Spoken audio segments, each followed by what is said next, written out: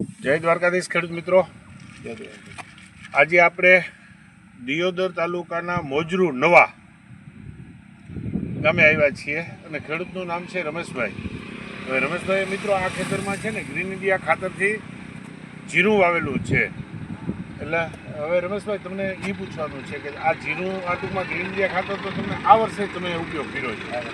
General બાકી તો તમે જ્યારે ખેતી કરતા તો અન્ય ખાતરોના જગ્યા કરતા તમે રાસાયણિક તો રાસાયણિક ખાતરના ઉગાવવામાં અને ગ્રીન ઇન્ડિયા ખાતરના ઉગાવવામાં તમારા જીરામાં તમને શું ફરક લાગે? રાસાયણિક ખેતી કરતા ને એના ઉગાવા કરતાં આની અંદર ઉગાવો લગભગ મારું કહેવા મતલબ તો 100% ઉગાવો. 100% ઉગાવો. 100%.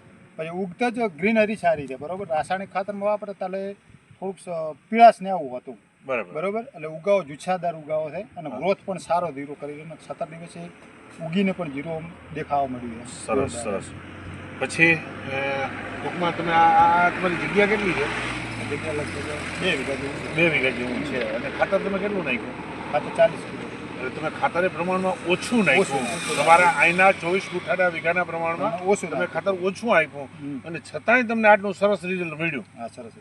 તો તમે ટૂંકમાં ગ્રીન ઇન્ડિયા ખાતરથી તમને કેટલો સંતોષ મળ્યો? મને તો જોરદાર સંતોષ છે, 100% સંતોષ મળ્યો. ઓકે, તો બીજું હવે આજે તમે ખાતર વાપર્યું એ પછી ઉપરનો કોઈ એવો ડોઝ ખરો કોઈ આપેલો ખરો? ના, કોઈ નહીં. ઉપર સ્પ્રે કરેલો કોઈ સ્પ્રે નહીં, કોઈ નહીં.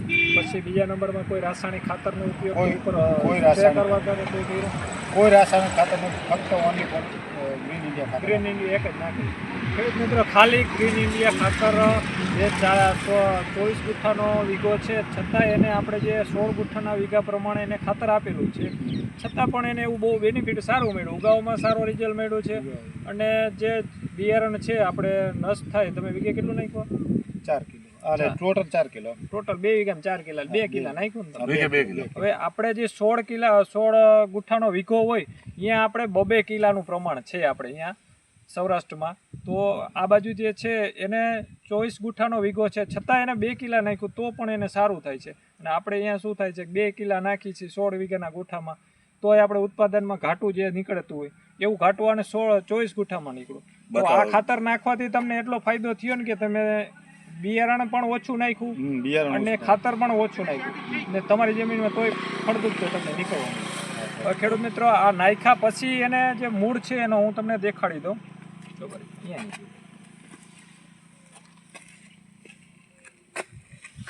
હવે આ મૂળ છે, મૂળ તંદુરસ્ત છે. બીજા નંબરમાં કે જો કે તૂટી જાય છે, કડક જમીન છે ને કારણે. હવે આ મૂળનો વિકાસ પણ અંદર સારો એવો જોવા મળે, કેમ કે આટલો ગ્રો થઈ ગયો છે, બરાબર. આટલો ખાલી હવે તમારે 17 દિવસ 15 દિવસના જીરામાં થઈ ગયો ને આટલો ઉગાવો. આ જોઈ લો તમે, આ મૂળનો વિકાસ છે. ટૂંકમાં તંદુરસ્ત છે, હજી કોઈ એમાં નુકસાન નથી, કોઈ જીવાત નથી એમાં. ગ્રીનરી પણ હા, ગ્રીનરી પણ સારી છે. હવે હું તમને ખેડૂત મિત્રો દેખાડું છું જીરું કેવું ઘાટું નીકળ્યું છે, કેવા પ્રમાણમાં નીકળેલું છે, દેખાડી આપું. તમે આ જોઈ શકો છો, આ જીરું છે.